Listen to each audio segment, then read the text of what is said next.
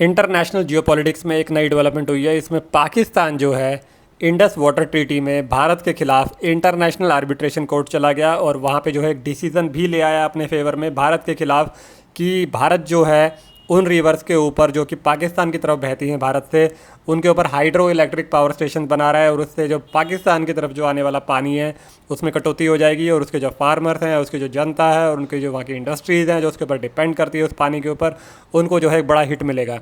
देखिए ये सारा समझेंगे क्या माजरा है, लेकिन पहले थोड़ा सा ब्रीफ समझते हैं कि ये ट्रीटी है क्या। बेसिकली ब्रीफ में समझेंगे।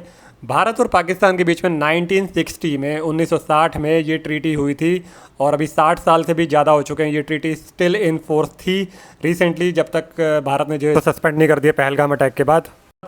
देखिए 1965 की लड़ाई हुई, 71 की लड़ाई हुई और कारगिल का भी वार हुआ, लेकिन ये ट्रीटी कभी भी सस्पेंड नहीं की गई किसी भी एंड के द्वारा। लेकिन अभी रिसेंटली पुलवामा अटैक जो कि काफ़ी एक सीरियस अटैक था भारत के ऊपर, एक टेररिस्ट अटैक था, इसमें जो है भारत ने ये डिसीज़न लिया कि अब इसे सस्पेंड करने का समय है, क्योंकि जो अंडरलाइन कंडीशन थी पाकिस्तान उनको जो है गुड फेथ में फॉलो नहीं कर रहा था और इनफिल्ट्रेशन हो रहा है टेररिस्ट का भारत में पाकिस्तान की तरफ से।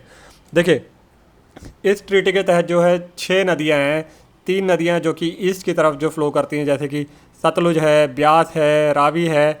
ये नदियां जो है इनका पानी जो है भारत यूज़ करेगा इस ट्रीटी के तहत, और 3 जो बाकी की नदियां हैं जो पश्चिमी नदियां हैं जो वेस्ट की तरफ फ़्लो करती हैं, जैसे कि इंडस रिवर है जिसमें झेलम है और चेनाब रिवर है, ये भारत पाकिस्तान की तरफ बहती हैं। इनका पानी जो है पाकिस्तान यूज़ करेगा।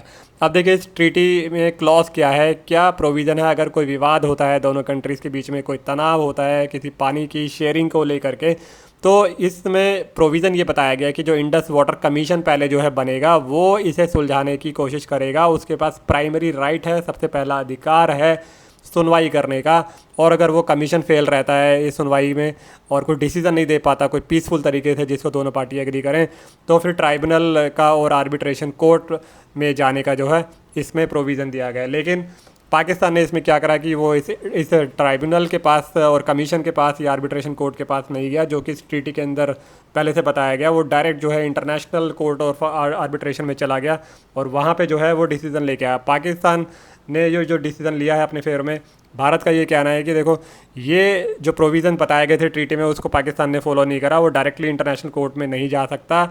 इंटरनेशनल कोर्ट की जूरिसडिक्शन में ही ये मामला सुनवाई के लिए नहीं बनता, यानी कि कोर्ट ने जो डिसीज़न दिया है वो वॉइड एब इनिशियो है, शुरू से ही वो खंडित है और इंटरनेशनल कोर्ट के पास कोई ऐसा पावर ही नहीं था इसकी सुनवाई करने का, इसलिए वो इसे नहीं मानता। तो भारत ने इसे स्ट्रेट अवे जो है डिनाई कर दिया है। और नेशनल सॉवरेनिटी के ऊपर भारत बोलता है कि देखो हमारा ये राइट है, हम जो है अपनी अपनी जो अधिकार है, हमारे जो क्षेत्र हैं, हमारे जो एरिया में जो पानी पड़ता है, जो रिवर्स हैं, उसमें जो है हम परियोजनाएं बना सकते हैं हमारे लोगों के लिए, हमारी इंडस्ट्रीज़ के लिए और हमारे फार्मर्स के लिए। तो ये जो है प्रॉपर भारत का ये कहना है कि हमारे जो ट्रीटी के जो नियम है, वो जो पॉलिसीज़ हैं, जो उसके अंदर जो क्लॉजेस दिए गए हैं, उसके तहत ही हमने ये डिसीज़न लिए हैं। हम उसी के तहत ये जो हाइड्रो पावर के जो प्रोजेक्ट्स हैं वो हम बना रहे थे। यहाँ पे मुझे ये बोलना पड़ेगा कि भारत का ये बहुत ही फर्म स्टैंड है जो कि वर्थ अप्रिशिएबल है इन दिस जियोपॉलिटिक्स डेवलपमेंट।